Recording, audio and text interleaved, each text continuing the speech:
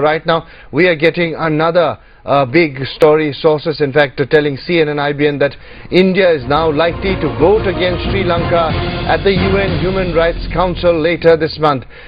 US-sponsored resolution will likely to be procedural. Resolution will likely not to be an intrusive remedy. Parul joining us live. Parul, what does this mean? Yeah, basically this means, Karma, that like last year at the UN Human Rights Council, this year India is set to vote against Sri Lanka. This is a US-sponsored resolution that we're talking about. Essentially, India will vote against Sri Lanka for three reasons as we understand it. One, India itself is not satisfied about Sri Lanka's progress over the last 1 year in implementing the recommendations of its own Lessons Learned and Reconciliation Commission. Second, India is comfortable with the language that this resolution is now taking. This resolution will not expect Sri Lanka to accept international monitoring of its efforts to bring to book those guilty of war crimes in that country. India's position has been that has to be a Sri Lanka-led process. So India is comfortable with the fact that this is not an intrusive resolution. It will not impose on Sri Lanka international monitoring of its efforts.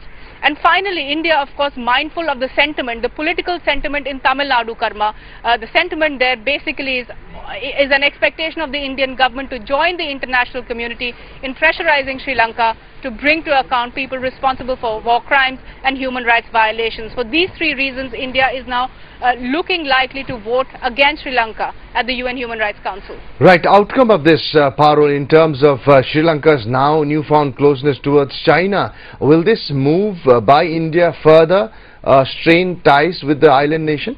Well, certainly Sri Lanka does expect India to not vote against it at the UN Human Rights Council. That at least is a publicly articulated position of Colombo. However, Colombo also understands India's moves last year.